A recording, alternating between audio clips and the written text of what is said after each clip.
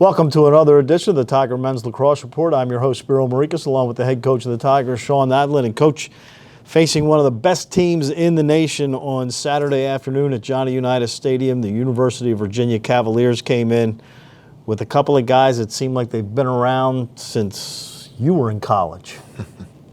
in Schellenberger and Cormier, and they showed their dominance on Saturday afternoon. I know they were a key to your game plan, but sometimes, talent just overcomes everything. Yeah, they're really good players, for a reason, and have had the careers they've had because of what they're able to do, but also the people around them to help them, be that much more effective. So, we had a good game plan.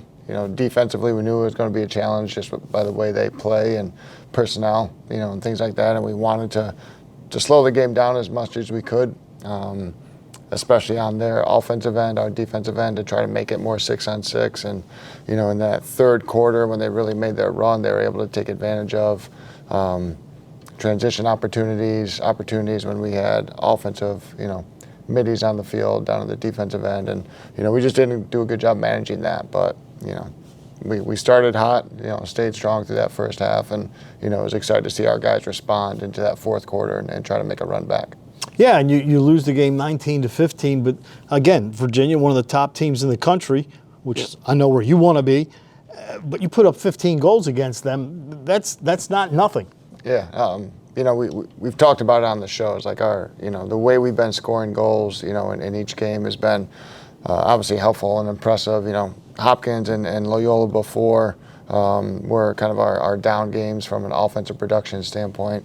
And we wanted to be able to show that we could do it against, a team like a Virginia, who's one of the top teams in the country. And for us to do that, to be upwards in the, upper 30% of scoring opportunities was great. And I think it showed our guys that what we do, and how we do it, has purpose and can be impactful. So, gaining confidence from that, even though we didn't get the outcome, and earn that win, that's on us. We know that, but being able to offensively look at it and be like, hey, let's continue to work at this thing. We can be pretty dangerous, if we keep sharing the ball. And that was a little bit of our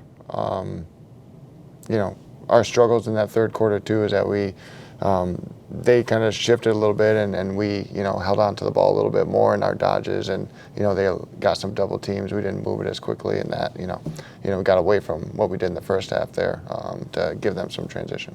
All right, that ends your non-conference portion of the schedule as you will now head into CAA play. How do you feel now compared to how you felt before the first ball was put down on the ground to start the season? I feel like we have a pretty good understanding of our identity. Again, we've talked about offensively, who's doing what for us, what we want to do with that personnel. We're getting some other guys into the mix at the midfield position specifically, that's getting them some experience and giving us maybe a little bit more depth, which has been helpful. Defensively, again, continuing to really refine and get experience for guys that haven't had a ton of experience. You're looking at 2 new starting close defenders, a couple D middies, a goalie, getting his look for the first time. And those guys have had, good games and good moments, but also shown some of our inexperience at times as well. So again, being able to get those guys now after 7 games, hopefully more settled in. I feel like, in every phase of the game, we got a pretty good understanding of what we're going to do, and we're going to continue to stick with that, not really try to reinvent the wheel, but continue to improve upon it. All right, Drexel is first up for you in the CAA play in Philadelphia on Saturday, and you look at their stat sheet, and Max Semple really is the only guy that you recognize. They've got a lot of new faces, so this is a young Dragon team you're going to see this Saturday. They are. They're young across the board. Max and Tomac, the midfielder, are 2 guys that really come back with a lot of experience for them. So, that's, who knows how that shakes out. It's not familiar for our guys, and it gives them an opportunity to come out and kind of prove what they can do, as they're continuing to grow, just like we are defensively, grow with some new personnel onto it. So, we're going to, just like any game, you kind of get out there in the first quarter and you're feeling each other out and and recognizing, what you think is going to help you be successful. Face-offs, they're just about 50-50. You guys played well against Virginia at the face-off circle because they're great at that. An area that you maybe need to exploit on Saturday afternoon. Yeah, we want to exploit them all.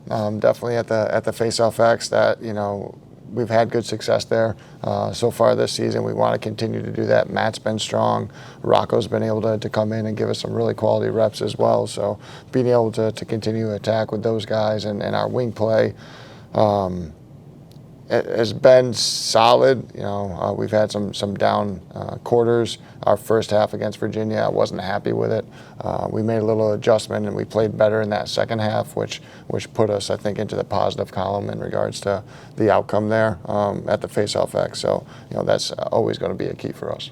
All right, Tigers and the Dragons, high noon on Saturday. Glenn Smith and I will have a call for you on TowsonTigers.com. So for the head coach of the Tigers, Sean Nadlin, I'm Spiro Marikas. Thanks for tuning in to another edition of the Tiger Men's Lacrosse Report.